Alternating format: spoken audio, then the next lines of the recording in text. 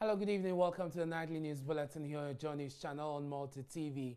And coming up in the next 30 minutes, Vice President Dr. Mahmoud Bawumia, reportedly unwell, will bring you details of a statement issued by the presidency. Also ahead in this bulletin.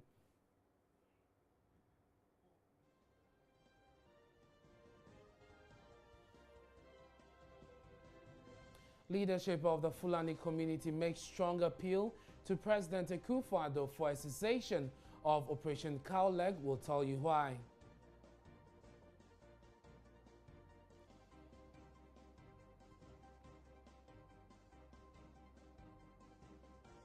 And later in the bulletin, First Lady Rebecca Akufo-Addo commissions 250-bed mother and baby unit at the Komfo-Anokye Teaching Hospital following a John News special assignment documentary, Next to Die.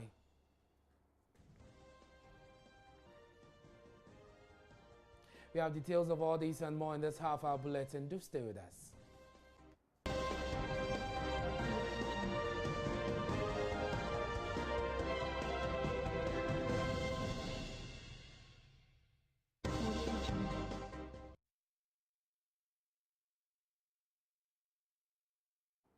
Many thanks for joining us. My name is Ernest Manu. Let's settle for the details now. Vice President Dr. Mahmoud Bawumia is said to be unwell. A third statement issued by the Director of Communications at the Flagstaff House, Eugene Ayin, indicated he is undergoing observation, and it reads: the Vice President of the Republic of Ghana, Alhaji Dr. Mahmoud Bawumia, in the early hours of Friday, 19 January 2018, reported feeling unwell. He was attended to by his doctors and is currently undergoing medical tests and observation. Any further information will be duly communicated. Eugene Ayin, Director of Communications. Now, neither the Presidency nor the Vice President's office is willing to supply additional information.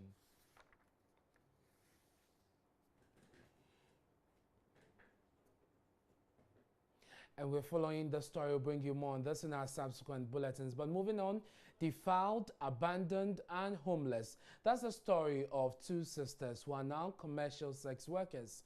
Mayfia and Dia Mohammed were defiled at ages 3. Frank Addo spent time with them and has filed this report.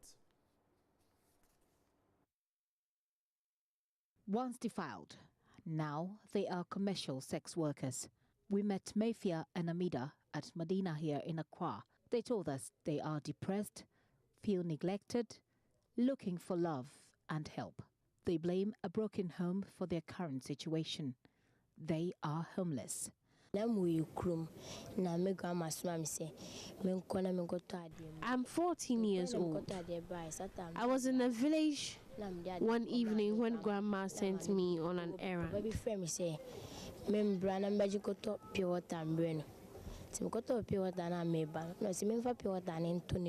Later, that same evening, a man called me to buy him pure water. On my return, he asked that I put it in his room. I didn't know he was following me. When I entered the room, he locked the door and defiled me.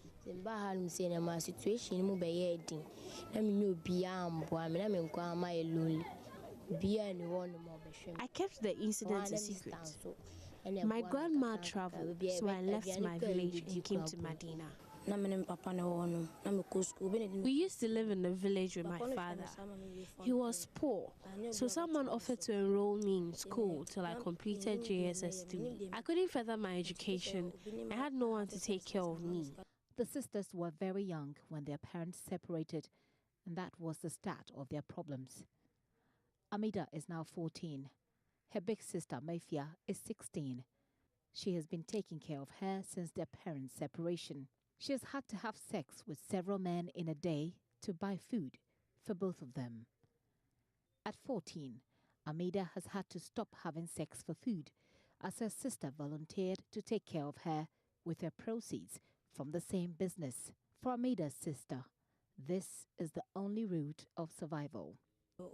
I had no one to take care of me. I decided to sleep with men for money.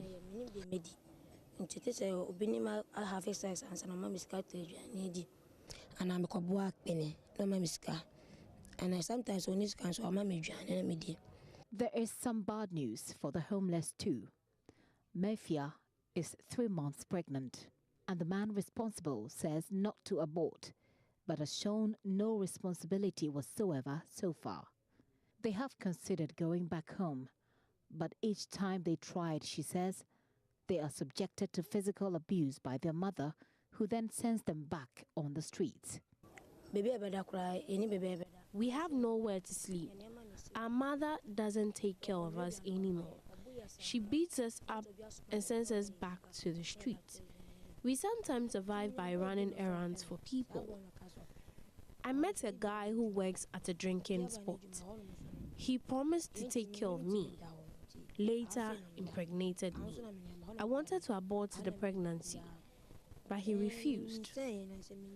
We need help. We don't have anyone. We sleep outside here. Anytime it rains, we have to stand till it's over. I really need help. I want to learn a trade. Please have help. With soaring unemployment statistics even for the formally educated, Mafia and her sister have slimmer chances at finding jobs. One of the few options available besides commercial sex work is helping out at a food joint, but that, she says, has never been able to solve their problems. They are asking for help to learn a trade as they look forward to welcome Mafia's baby in less than 6 months. Frank Addos reports for Joy News. Rather sad story there, but away from that, government's shoot-to-kill strategy in dealing with the nomadic herdsman menace in the country has come under severe criticism by the Ghana National Association of Cattle Farmers. More than 200 police and military personnel have been deployed to Agogo area in the Ashanti region to drive out the herdsmen whose cattle residents say are destroying their farmlands. But addressing a news conference in Accra today, the association warned government's approach is unsustainable and suggested, among other things, bringing the cattle owners to book rather than killing the animals. It's a menace that's now a national security issue, courting angry responses from cattle farmers across the country. A 200-man security delegation has been deployed to Agogo and surrounding communities to combat the herdsmen menace. Over the past week, there have been reports of killing of cattle by members of the Operation Carleg team following the crossfire between herdsmen and officials, leading to the death of 2 people. No attack on a soldier or a policeman or any other security person. We consider that attack an attack on the state. But now there's a strong call from the Cattle Farmers Association. They are condemning the shoot-to-kill approach adopted by government in dealing with the menace. Imam Hanafi Sunday is chairman of the association. Also condemn the recent attack on some security personnel at Agogo. We endorse that investigations should be carried out properly to apprehend the offenders for them to face the law.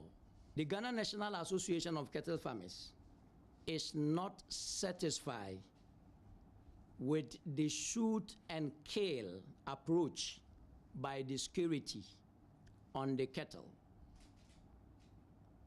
within and outside Agogo. We think it would have been better to rather apprehend the cattle owners, to get the cattle owners to face the law. But that's not all. The association wants government to adopt more efficient and sustainable means of dealing with the issue. We thus request the Minister of Defense, with a special request to the Minister of Defense, to call on the security in charge of the operation in these various areas to consider the innocent people and the innocent cattle. So what recommendations do they have for government in dealing with the menace? The only holistic solution to this problem is to be able to create grazing reserves as well as fodder banks across the country to be able to accumulate our cattle, because we think that we cannot continue to be losing lives that are very precious. The group is appealing to authorities to revise their approach while also cautioning members, especially in troubled areas like Agogo, to vacate the area or remain there at their own risk. Now, another war that government is waging is that against illegal and small-scale mining, which has now been taken a notch higher following revelations that some illicit activities are still taking place despite the ban. Though the ban is still in effect, some illegal miners continue their activities, and the work of the newly formed district committees against illegal mining is expected to influence when the ban will be lifted. The Deputy Minister for Lands and Forestry, Barbara Otinjesi, says the ban on illegal mining and small-scale mining will only be lifted when miners show respect for the environment. Barbara Otinjesi called on the illegal miners to register and acquire training if they want to continue operating after the ban is lifted. That we have made sufficient progress in the fight against galamsey, so that if we empower the companies to go back to work, they will do the right thing and mine safely, mine within their concessions. Then we can be assured that they can go back to work. And also we have to ensure that we have registered those who are engaged in illegal mining activity, because that is what we want to achieve. We want to move them away from the illegal mining activity. So we have to register them into cooperatives, delineate areas that we can give to them to go and work. So all these activities will be within the mandates of the District Committee Against Illegal Mining. She added the Interministerial Committee has successfully trained small-scale miners and galamseyers against the use of chemical in mining. Now we are even training small-scale miners as well as galamseyers at UMAT. We have also tasked UMAT. They have come up with a method of processing gold to ensure that they can extract the gold without using harmful chemicals like mercury. They have developed an equipment which they call the Sikabuchia. We are looking at how we can assist them to produce it on a mass basis so that we can provide this to the small-scale miners to ensure that we don't use chemicals in our processing. The chairman of the committee, Professor Frimpong Boating, noted that the committee is determined to liaise with all stakeholders with technological support from University of Mines and Technology to surmount the challenges of illegal mining. Most of the time, a task force is an ad hoc thing. But this one, we are prepared for a long-haul operation. That is why the President has given us a secretariat as an extension of his office. And this secretariat is well equipped to carry on work. And we are going to liaise with the district committees, with the small-scale miners themselves, and with all the stakeholders, the chiefs and so on. And we know that if we do the monitoring well and we put this right, and deploy technology as we are getting from UMAT, I believe that in the long run we'll be able to overcome this problem. The district committees against illegal mining at Esutifi North, Esutifi South, Doma Central, Doma East and Tano North were inaugurated. The 11-member committee draws its membership from the Minerals and Forestry Commissions, Environmental Protection Agency, Security Services, the Traditional Council, district assemblies, and chaired by the respective district chief executives. Each committee received 10,000 cedis to start work. The newly empowered Zongo and Inner City Development Ministry is expected to create 20,000 jobs by end of this year. Now, this will form part of the Economic and Social Development module of the Zongo Development Fund Implementation Plan. Speaking to Joy News Sector Minister Boniface Abubakar Siddiq said there are 4 other modules under the ministry aimed at improving the lot of Zongo residents. This week, Joy News Agenda has thrown the spotlight on issues faced by Zongo communities and the expectation of residents from the new Zongo Development Fund. Boniface Abubakar Siddiq is confident the fund will better the lot of Ghanaians in the Zongos. With the bill being accented by the president now becoming a law, the next stage is to roll out the objects of the fund. The essence of establishing the ministry, where is to tell you that we have been mandated at least in 4 or 5 specific areas like infrastructure and sanitation enhancement, economic and social development. We're talking of economic empowerment, social development. We are talking of cultural and heritage promotion, and we are talking of security and crime control. Now that the bill has been passed, the bill has been accented by His Excellency the President into an act, it is our responsibility to ensure that activities begin to roll. If you heard, sometime last 2 months, a budget was ruled for the ministry. And so now we are going to act within the confines of the objects of the fund. In Joy News Agenda this week, we have gone out to a number of these Zongo communities, and one of the key issues that has come out is job creation and economic and social development. What are your plans for these young people? Very good. You see, first of all, we're looking at all those areas.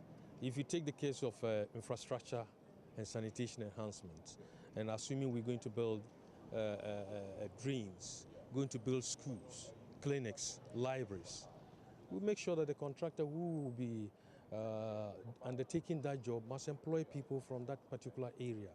2, we are talking of ensuring that we give better scholarships, good scholarships for residents of Zongo. Now, when we are talking of Zongo, we are not talking of only Muslims. We are talking of people resident in Zongo, because the orthodox definition of Zongo is different from the contemporary definition of Zongo today. And so whoever lives within Zongo, Akan, Ewe, what have you, is qualified to enjoy the benefits of what the ministry is to roll out.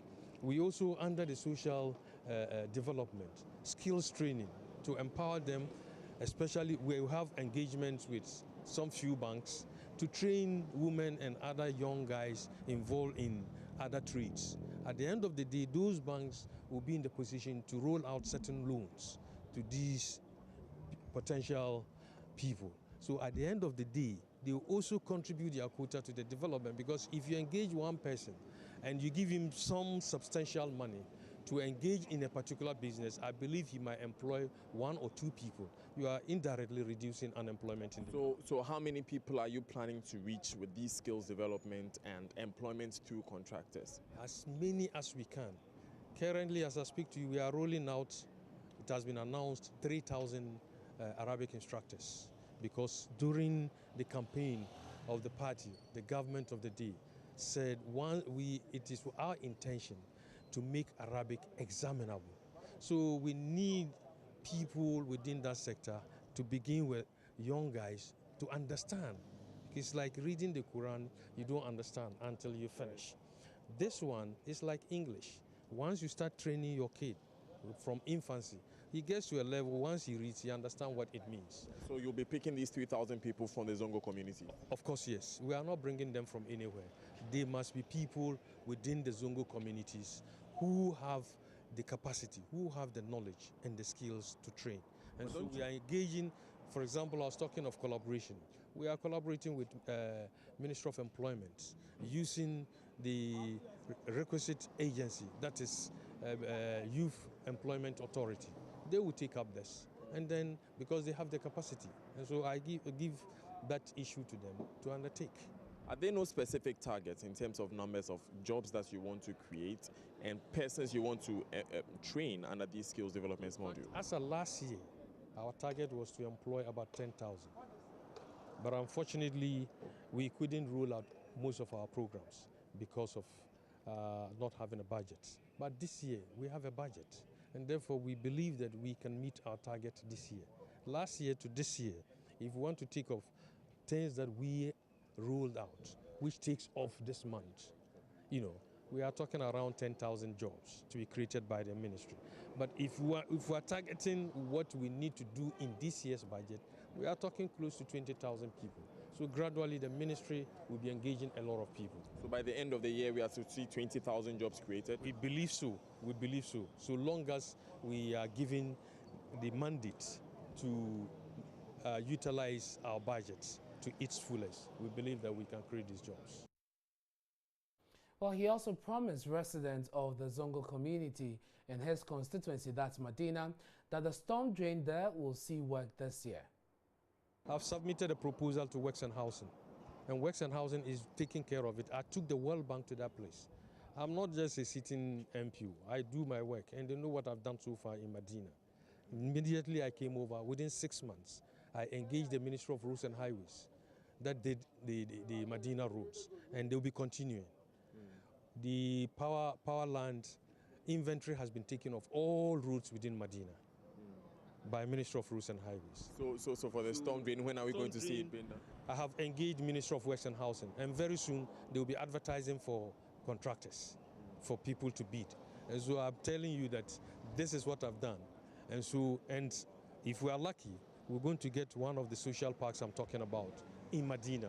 And this will also enhance. I want us to talk a bit more about these social parks, but are we going to see that storm drain being worked on this year? Of course, we'll start on it. You see, some of these storm drains are not things that you can just take 100 million cedis to do it. I mean, you take about 10,000, 20,000, 300,000, and you think that is enough at all. The storm drain, if you check it properly, I was one time Minister for Works and Housing. I did part of the storm drain for Medina, and the other one in central Medina upwards. It's a World Bank project, but I'm doing everything possible within my capacity to ensure the Ministry of Works and Housing. I took the minister there, he saw it, and parts of it will be done this year, so I can assure you. A special assignment documentary put together by John News and Seth Kwame Boateng, which was taken up as a project by the Multimedia Group, has resulted in a magnificent ultra-modern edifice that should end the needless death at the Konfanoche Teaching Hospital. Moved by the death of at least 4 babies each day and hundreds of mothers a year at the hospital, the existing mother and baby units, the First Lady, Rebecca Akufo-Addo, took charge of the fundraising campaign to mobilize over 10 million cedis from benevolent Ghanaians and other corporate organizations to deliver the project within 5 months. The 250-bed facility built by Africa Building Partners is a world-class project certified by the World Bank as a green hospital, the first of its kind in Africa. Here's a Newsdesk report. It all started with the documentary Next to Die, which highlighted how newborns and their mothers were dying off at the maternity ward of the Konfanoche Teaching Hospital, the main referral hospital for Ghana's middle and northern sectors. The extreme congestion with mothers competing with staff to attend to babies in a very limited space. Multiple babies in a single baby squad designed for only one baby. The high rates of hospital-caused infections and the resultant avoidable maternal and neonatal deaths. Though authorities and successive governments have been aware of the deaths, not much has been done. The best attempt at correcting the wrong has been a magnificent but useless multi-story structure started during the regime of General Kutu Champong in 1974. The structure, which engineers estimate would require $75 million to complete, lurks as a backdrop behind the brand new MBU built in just 5 months at a cost of 10 million cedis or $2.5 million. Doctors at CATH have been speaking about the difference the new unit will make. The project was expanded at additional cost to include a pediatric intensive care unit facility to further enhance the provision of emergency care for very critically ill. The expectations of the board of this hospital are that the maternity, neonatal and pediatric care shall improve remarkably henceforth. The lead project engineer at Africa Building Partners, Stefan Correa, explains the units can deliver 12 mothers at a go. We've got a PICU, which is a pediatric intensive care unit. We have a NICU, which is a neonatal intensive care unit, and we have a maternity wing. And they're all interconnected with walkways and then perimeter walkways all the way around. What that means, though, is that, for example, in the NICU, we have about 134 cribs for babies, individual cribs for babies. We have 12 incubators, we've got radiant warmers, we've got all the equipment that's required to assist and facilitate in the well-being and treatment of babies. And then on the maternity side, we've got 3 theatres for caesareans. We've got 5 delivery beds. We've got 20 pre-delivery beds. We really have provided a huge amount of equipment to try and help the mothers, the babies. And then the last building we have, which is a PICU, in that building we have 11 beds for children. He adds that they were deliberate in the engineering of the building to ensure it was energy efficient and cost effective, the reason why they pursued the EDGE certification. This is the first certification of an energy efficient building or hospital in Africa.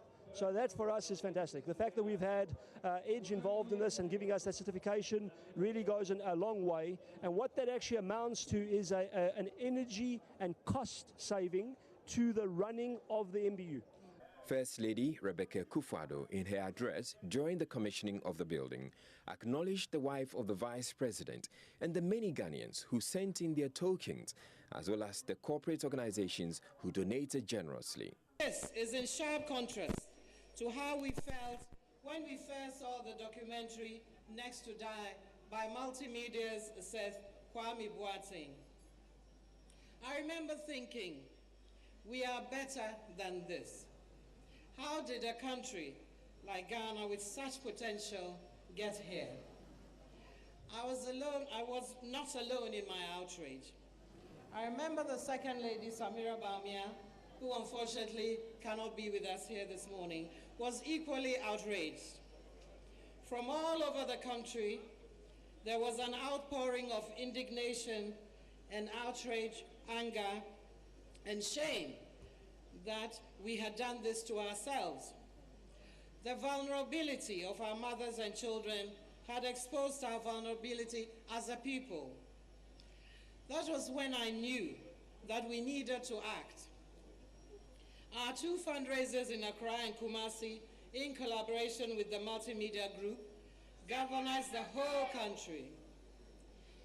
Immediately, the outpouring of anger gave way to an outpouring of giving, equipment, supplies, checks, cash, mobile money transfers poured in for the project. For her, the new MBU is proof that the Ghanaian is very capable. The process of building this mother and baby unit has taught me a few lessons. I want to share them with you. The first lesson I learned was this: we are better together. We are capable of solving our challenges. The President, my husband, Nana Addo Dankwa Akufo-Addo, I knew you'd like that, dreams of a Ghana beyond aid. This is a dream that consumes him. This has also become my dream and the dream of many others, men and women whom we can trust to lead in achieving this dream. In its own way, the story of this mother and baby unit tells me that it is so possible. We are capable of developing our own country given our enormous natural and human resources. Team Multimedia too got a mention. The media is a powerful tool to shine a light on society. Often we see the media as overly intrusive and judgmental of us, especially when we are in positions of power.